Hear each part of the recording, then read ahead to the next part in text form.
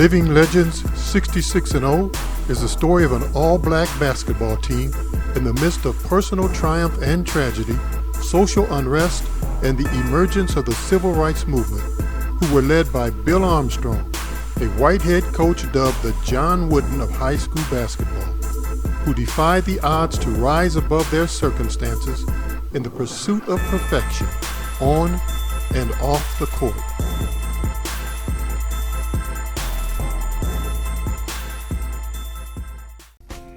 I always come back every summer. I'm always here working out, trying to spend as much time with the kids as possible. But just come back and see, where it all started from, players before me, and just come out here and have fun, basically. Yeah, you definitely heard about the previous team, the team that went undefeated.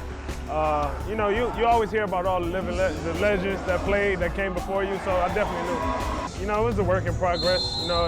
Probably by my sophomore, junior year, that's when. We started really being real good. Things going great, with them winning, CIF this year, that's definitely big. I always fought to try to win one. I didn't get one, but to see these young kids get one and achieve that, it can't do nothing but continue to go up. That team right there you could tell they were student athletes. They knew what to do on the floor. They were the type of young men at that time that you really wanted to go to Compton High School.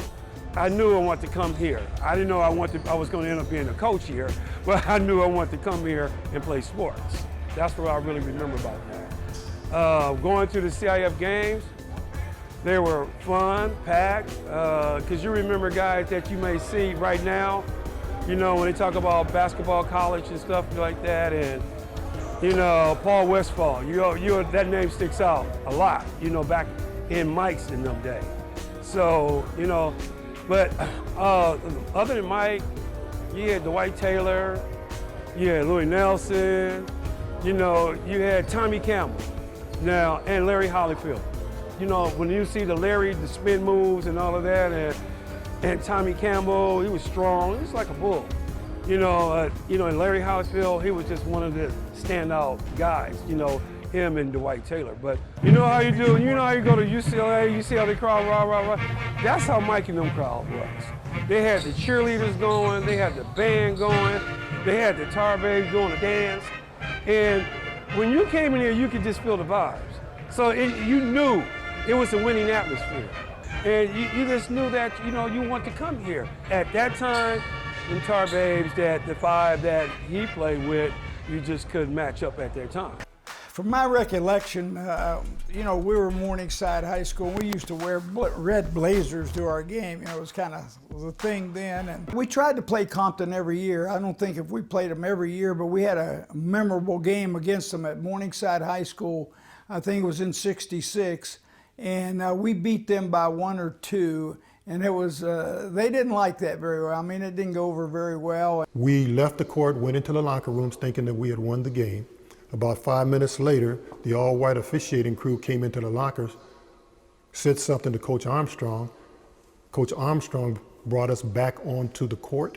The scorer and timer got confused at the end and gave our player 2 foul shots down 1. He makes 2. And the scorekeeper put a second back up on the clock, said that he couldn't remember if he was sure that time had actually expired. And it was all black on one side and all white on the other. And they met in the middle of the floor, and there was a huge fight. And it was a tough era then, it was a lot of the movement was going on, and it was a tough time. And but we had a lot of relationships with Compton. And then in '68, I watched them, here they come, and boy, they were really something. We went 32-0, won the state championship. We won the conference, won the state championship, and we're national champions. The following year, '69, we went 30-0. We're the league champions, state champions, and CIF champions, and national champions. And I think that record has a place in history right now. Spirit was going crazy. Everyone couldn't start for the game to start, and it was just this school spirit just off the chain. Everybody was just going crazy, just waiting for game time to start. This is unbelievable. When you think about a number of players over 40 years after they graduated from high school here and 13 years after my dad's death to come back and do what they're doing now, to have this floor dedicated to him. It's just an amazing story to me. I mean, it's hard to believe. It's unique, I think. The player that we played against that we saw on a recurring basis was Paul Westphal. Paul Westphal went on to have a fabulous career in the NBA. We were just this little team from the South Bay, but we gave them all they could handle. They got us, but we had the lead at halftime, and I think people were pretty surprised about that. And we had a nice little team, but ultimately, if we played them 10 times, they probably would have beat us 10 times. In 1997, he was included as a charter member of the first California High School Sports Hall of Fame. At the time of his passing in 2013, at the age of 85, Bill Armstrong was listed as the 6th winningest coach in California state history.